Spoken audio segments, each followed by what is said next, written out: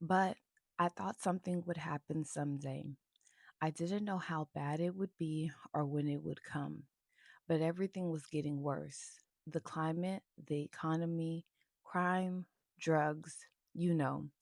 I didn't believe we would be allowed to sit behind our walls looking clean and fat and rich to the hungry, thirsty, homeless, jobless, filthy people outside.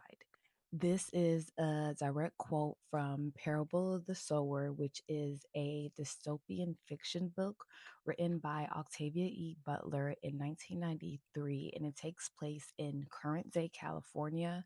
The book starts in 2024 and ends in 2027. This year, I'm getting back into reading, and my goal is to read 24 books. Actually, my goal for the last 2 years was to read 24 books, and I can't remember how many books I read in like 2024 and 2025, but I didn't even hit 12. And now we are in Black History Month. And so far, I've only completed one, but I'm on the way to finishing a lot more.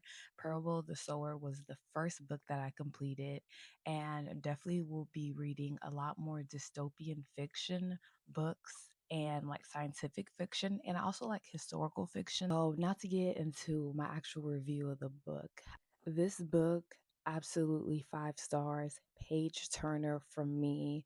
The point of view is told from our main character, Lauren Olamina, and it's very much a coming to age story.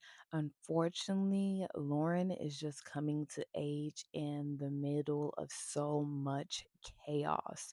We are seeing a rise in illiteracy. We're seeing states start to operate more separately and have like stricter borders against each other. We are seeing corrupt cops, which is nothing new. There's an increase in slavery, and America is really going back to its roots, bringing back chattel slavery. And we also see an increase in debt slavery. There is a drug epidemic going on with this new drug called pyro, which is very interesting because it gives people like an orgasmic sort of sensation when they burn things or people. So it's getting really spooky. There is a lot of rape, poverty, theft, and just murder all throughout this book. And if it wasn't enough to just be growing up and living during this super chaotic time, Lauren suffers from a hereditary condition of hyper empathy. So she literally feels people's joy and pain. There's not a lot of joy, unfortunately, going around during this time. So, literally, if Lauren sees someone being shot in front of her, she's going to feel like those same emotions.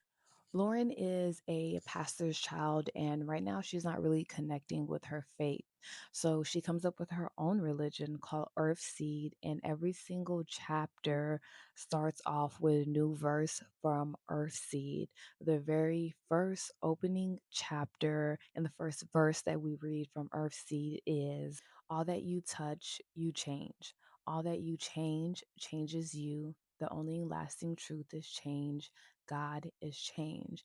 And Earthseed is something that's very near and dear to Lauren's heart. Throughout the book, we see her continuously develop Earthseed and get even more serious about it.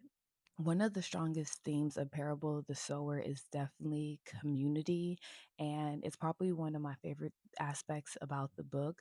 Lauren grew up in a very like small gated community. They did not have much, but everybody really relied on each other. And I don't want to give away any spoilers, but as we get to like the rising action of the book, Lauren is able to find a new community, and within that community, people are really able to play on their strengths and lean on each other, which is why Lauren was able to make it as far as she did in the book. As I started to wrap this book up, for me, it was definitely challenging with everything just going on in the world, and especially with like the increased domestic terrorism from ICE, and especially in Minneapolis and all across the United States. For me, it had me feeling very hopeless, and I started to catastrophize a lot. Luckily, my therapist was able to like reground me and bring me back to reality, and also just reemphasizing what this book emphasizes alone, like the importance in community. Like we've been seeing it in Minneapolis and all across the United States, how people have been showing up for each other and fighting against ICE. And also, having that sense of hopelessness is not beneficial, and it's exactly how they want us to feel. And also just realizing that the wheel of oppression is constantly going to reinvent itself, and we're just going to have to continue to adapt over and over again. So I did want to give that disclaimer that I know some people didn't finish reading it because they said it was so dark. And I think with everything going on in our world, just be, prepared and aware that this book is pretty dark. And unfortunately, there are like the parallels in the rise of illiteracy. It definitely is a little scary, and just want to give that disclaimer. Make sure that when you're reading this book that you're being very intentional about the ways that you are taking care of yourself, making sure that you're still finding like that rest and joy in your life, because those are also very important forms of resilience. Overall, Octavia E. Butler has an amazing mind. I'm so excited to read the second part of this book. It was actually going to be a trilogy, but unfortunately, she passed away before she could finish it. The second book is called Parable of the Talents. And like I previously mentioned, definitely want to start exploring more science fiction and historical fiction this year. And for Black History Month and the books that are up next for my review, I have a couple, and my goal is to get it done in February. We shall see. So the first one is Ayshea at Last. This isn't written by a Black author. I wanted to finish it in January, but it just took me a little longer. It's a romance book, and I'm really enjoying it so far. The rest of the books that I'm reading this month are written by Black authors, and it is The Wilderness, Real, Beyond Bilal, and Servants of Allah.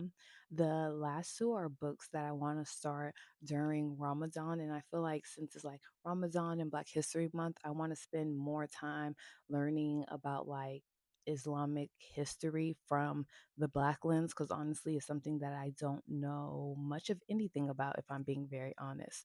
I'm definitely looking forward to getting into Beyond Bilal and Servants of Allah. And once again, happy Black History Month and happy reading. I'll see you in my next video.